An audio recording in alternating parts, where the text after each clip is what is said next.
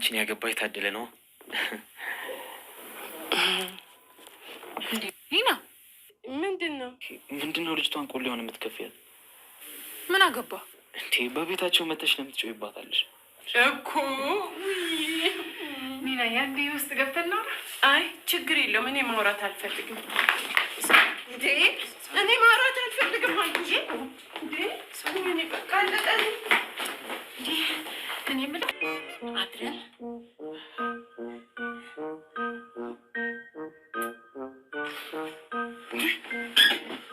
የት ነው ያለሁት? ምንድን ነው? ተረጋጋ። ገነት ውስጥ እኮ ነህ።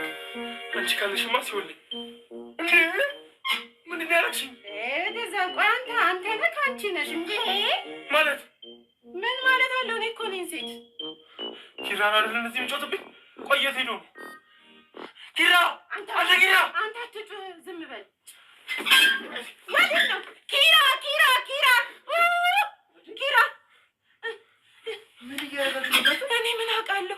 ኪራ ከየት እንደመጣ አላውቅም። ዘሎ መጥቶ ላይ ተከመረብኝ። ወይኔ ኧረ አልተከፈተም እንዴ! ሊገለኝ። እኔ ምን ሊያደርገኝ እንደሆነ አላውቅም። ኪራ እንዳየው አይደለም እኮ እሷ ራሷ ናት። እንዴ እሷ ምን ሊሆን ይችላል? ስነቃ ካጠገቤ ናት። አረ ነው እንዴ? ይኸውልህ ኪራ፣ እኔ አልጋውን ላነጥፍ ስመጣ እንዴት እንደተነሳ አላውቅም። ዘሎ ያዘኝ። ሁለቱም ያዙ። ቅዱሴ እንዳታስብ፣ ፊክስ ነው እና አደራ ነው። ተማመንባቸዋል።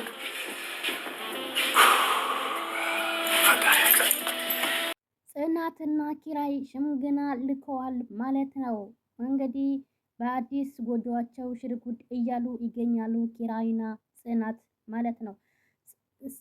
ሰላም ጤና ይስጥልን ውድና የተከበራችሁ ውድ የቻናል ቤተሰቦች እንኳን ደህና መጣችሁ። በያላችሁበት ሰላማችሁ ብዝዝት ይበልልኝ። ጽናት ክፍል 186 ይዤላችሁ ቀርብ ያለሁ ማለት ነው። ኪራይ በደስታ እንግዲህ በጣም ደስ ብሎት ፍትዝ ያለ ይገኛል ማለት ነው። ሁሉም ነገር የኪራይ ሰምተነዋል። እኛ ደግሞ እንደ ትልቅነታችን እንግዲህ ሀሳባችንን እዛ ሄደን መግለጽ አለብን ይላሉ ሽማግሌዎቹ በማለት ማለት ነው። እንግዲህ የኪራይ የናሆም አባት እንግዲህ ቅዱሴ እስኪ ከኪራይ ጋር ወጣ ብላችሁ አነጋገሩት፣ እኛም እዚህ እንሆን፣ ኪራይ ትንሽ ከፍቶታል ይላል። እንግዲህ ናሆም በቃ እኔ እንግዲህ ልሁን፣ አንተ ሂድ፣ ሙሽራው ፈዘዝ ብለዋል፣ ነቀነቃ አርጉት። አቤት የእኛ ሙሽራ በነበረበት ጊዜ ፈገግታችን እኮ እንደዚህ አልነበረም፣ እንዴት ያምር ነበረ ይላሉ ሽማግሌዎቹ ማለት ነው።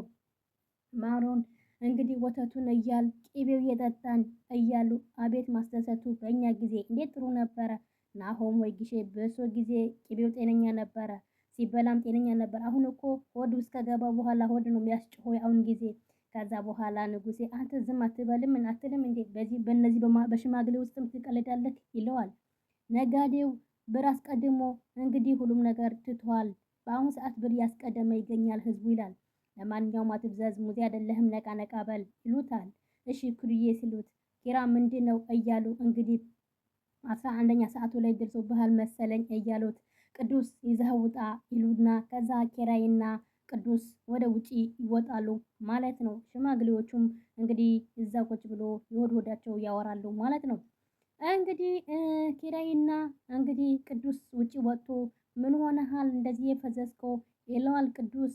እንግዲህ ናሆም ኪራይም ኦፍ እያለ ምንድን ነው ቆይ ለምን እንደምትጨናነቀው አላቅም ቅዱሴ መልሳቸው እሺ እንደሆነ እያወቁኝ በጣም የተጨናነኩኝ ነው። ምንድን ነው የሚያስፈራህ ይለዋል። አላቅም በዚህ ላይ ጽናት ስልኳን አይሰራም እና ሙሽራ ስለሆነች እኮ ስልክ ተከልክላ ይሆናል። ለምን ነው ደግደጉን ማታስበው? የነገረው ልክ ነህ፣ እንደዛ ነው የሚሆነው። እንደዛ ፈታ ብትል ነው የሚያወጣክ። ቤቱ ቀዘቀዘ እንዴ? ኒና የለችም? ከዛ ይስቅበታል። ኧረ አለች እና የት ሄዳ ነው? መኝታ ቤት አሽጊያት እኮ ነው ይላል። ኧረ እባክህ እኔ እኮ ስጠፋ ማለት የት ሄዳ ነው ብዬ እያሰብኩ ነው። አንተ አሽግሃት ነው? ምን ነካህ ቅዱሴ? እንግዲህ ሳሎን መጣ ምን እንደሚፈጠር እያወቅህ እንዴ? ለማንኛውም ሽማግሌዎቹ አታስከፋቸው፣ በዚህ ፈገግታ ሂደህ እንግዲህ አጠገባቸው ቁጭ በል ይለዋል ቅዱስ የኪራይ ማለት ነው። ኪራይም እሺ ብሎ ተቀብሎ እንግዲህ ወደ ሽምግልናቸው ላይ ያመራሉ። ሰኒ እዚህ ጋር ደግሞ እዚህ ወደ ስልህ መጣ ትለዋለች ለጓደኛው። ምን ነው ለምንድነው ስልኬ ማታነሳው? ከሰው ጋር ነበርኩኝ ይላል። ከማን ጋር ብትሆንም ለምንድነው ስልክ ማታነሳው ትለዋለች። አልገባኝም፣ አንቺ ቆይ ማነሽ ይላታል። እኔ ማነሽ ስቀልድሽ ነው ቀልድ እንደማያስቅ ነገረክ ነበር። እኔ ደግሞ መቀለዴን አላቆመም ይላታል። አሁን አታናደኝ። እሺ በቃ ከዚህ በኋላ ስልክ አነሳለሁ። ኧረ ከፈለክም አታንሳው። እንዴ ግራ እያጋባሽኝ እኮ ነው። አሁን ስልክ ለምንድን አታነሳም? አሁን ከፈለክ አታንሳ እያልሽኝ፣ ቆይ ምንድን ነው የምትፈልጊው? ይላታል። እሺ በቃ አሁን እህቴ ያለች፣ ስለዚህ እንሂድ። ወዴት ነው የምንሄደው? እዚህ ብቻ ትቼ አልሄድማ። እሺ ወዴት ነው የምንሄደው? ና እንሂድ እያለችው ሰኒ እንግዲህ ጓደኛዋን ይዛ ትሄዳለች ማለት ነው። ሽማግሌዎቹ እንግዲህ አዲስ አበባ ታውቃለች፣ ትልቅ እውቀት አላት። እሱማ ልክ ነው። የምንሄደው ቤተሰቦቿ ጋር ነው እንጂ ልጅቷ ጋር እኮ አይደለም። እና በሱ እስማማለሁኝ። ለሱን ምገዛም ለእኛ ምገዛ ሳንታረስ ብናስኬደው ጥሩ ነው።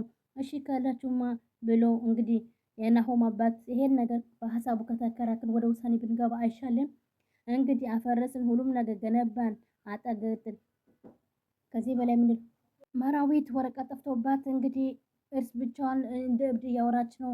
ወዴት አደርገዋለሁ እያለች እንግዲህ የሆነ ጊዜ እየወሰደች ትዝ ሲላት ምን ያደረግሽ ነው ስትላት እንግዲህ ልብስ ያስገባው ነው ስትል እንግዲህ መራዊት ነጥቀት ወስዳትና ለብሱ ሳገኘው እንኮ ላድርጎ ብዬ ነው ትላታለች። እንግዲህ መራዊት ትዝ ይላትና ከዛ በኋላ እሷ ናት የወሰደችው፣ ሌላ ማንም አልወሰደም። አዎ ራሷ ናት ያለች ብቻዋ። ከሷ ውጪ ማንም ይሄን ሊያደርግ አይችልም። ቆይ እሷ ምን ልትጠቀም ነው? እሱ ምን ይሄን ልታደርግ ሀሳብ አደረገች? ለምን እያለች ብቻዋን ታስባለች ማለት ነው። አሁን ግን አለቃትም እያለች እንግዲህ ትዕግስቴ በጣም ተፈታተነችኝ ትላለች መራዊት ማለት ነው። እሷም እንግዲህ እርጉዝ ናት። እርግዝናዋም እንግዲህ እየተቀራረበ ይገኛል። ነገር ግን በሰኒ ወረቀት በመጥፋት በጣም ተጨናንቃ እንግዲህ እዚህም እዛም እያለች ብቻዋን እንደ እብድም እያወራች ትገኛለች ማለት ነው። በጣም ተጨናንቃ አለች ማለት ነው።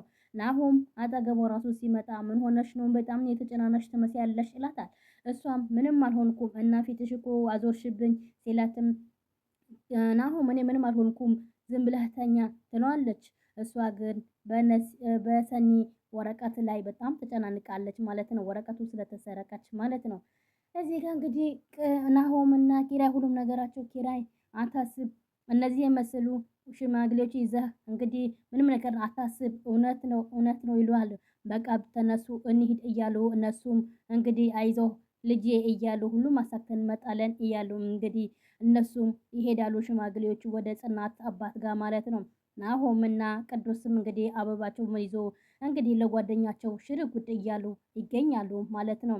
ሰላም ተባብሎ እንግዲህ ያዝ እንግዲህ እየተባባሉ ቅዱሴ እያለ ሰላም ይላቸውና እንግዲህ ኪራይም እንግዲህ ፈጣሪ ሆይ አንተ አግዘኝ እያለ ይገኛል ማለት ነው። እንግዲህ እነሱም ሽማግሌዎቹ እነ ጽናት ቤት ተጉዘዋል ማለት ነው።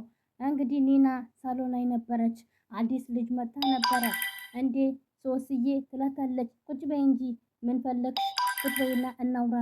እኔና አንቺ አው እኔና አንቺ ምን ችግር አለው? ልቅ ግድ የለሽም አረፍ በይ ቁጭ በይ ትላታለች ኒና ማለት ነው። እሷም እሺ ብላ አጠገቧ ቁጭ ትልና እንግዲህ ያው ኪራይ ሊያገባ እንደሆነ ታውቂያለሽ አይደል ስትላት ደግሞ እኮ ሽማግሌ ልከዋል እና እኔ ምን አገባኝ ትላለች ሶሲ። ምን አገባኝ ማለት ምን ማለት ነው? መቼም ሊያገባ ነው ብለሽ አይደለም ሳትጣሪ ከተፍ ያልሽው እንዴ? እንቆይ ያለ መጠራቴ በምን አወቅሽ? አይ ያው ሚጠራና ማይጠራ ፊት ያስታውቃል። ምን አልሽ? እውነቴ ነው ያልኩት።